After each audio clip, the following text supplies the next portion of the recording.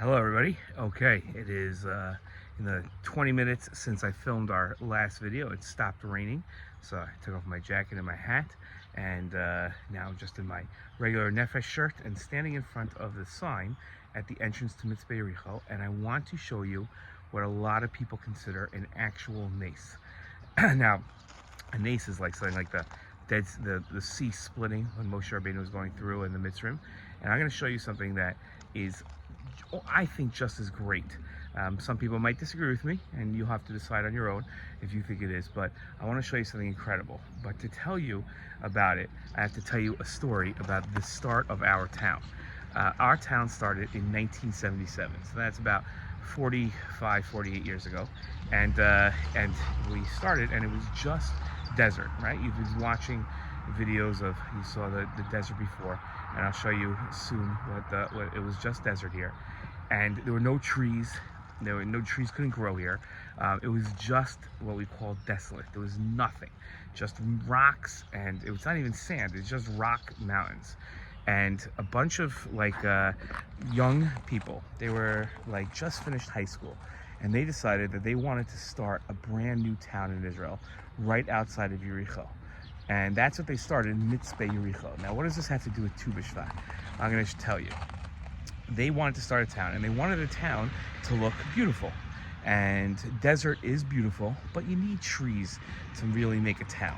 That's the truth. If you don't have trees, then the town's not going to look good. The problem is that we're in the desert and it's hot.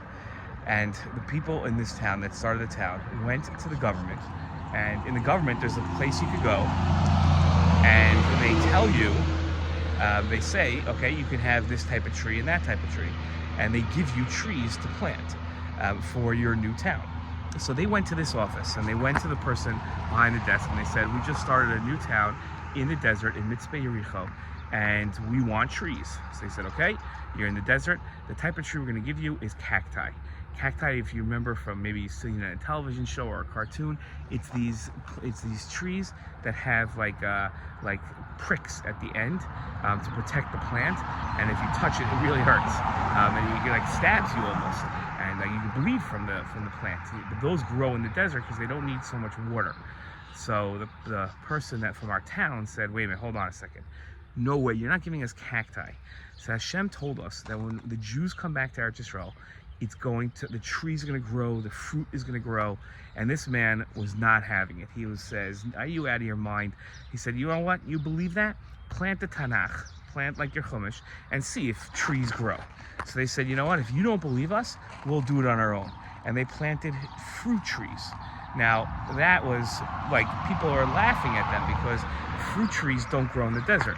And they were laughing at the people laughing at them because they said, look, I don't care what you tell us.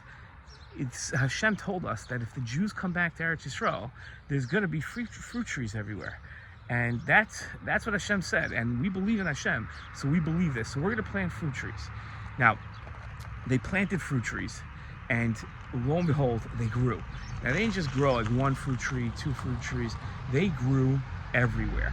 Fruit trees grew everywhere. Now, one of the hardest trees to grow in the desert is a pomegranate tree. Okay, a rimon it's called in Hebrew. You've all seen the pomegranate. We usually eat them on Rosh Hashanah because they have seeds inside, and each pomegranate supposedly has 613 seeds, like the 613 mitzvos. I've never counted, but that's what we say. So they all have these trees. These pomegranates are very hard to grow. So they decided, you know what? Right at the entrance of the yeshuv, after everything had grown, they're going to grow pomegranate trees. Now, unfortunately, these pomegranates are very old, so they're a little gross now. But you can still tell that they're pomegranates, and you can see right at the entrance of our yeshuv, and a lot of people's houses. Now, you saw before in my house there were clementinas and there were lemons, and we have all types of fruit trees that grow here. And on Tu B'Shvat, we celebrate the fruits of Eretz Yisrael. Right? A lot of people eat the fruits of Eretz Yisrael on Tu B'Shvat. And here you can see there's a pomegranate here. There you go. Okay, and what we're looking at here in Eretz Yisrael is the celebration of the fact that Hashem's promise came true. The Jewish people came back to Eretz Yisrael. I mean, it's so heartwarming. You almost want to break down in tears. And Bnei Yisrael came back to Eretz Yisrael, and everywhere they go, the fruits and the trees grow. And people can't believe it. People don't understand it.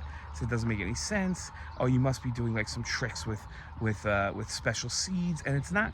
We just plant the trees and they grow.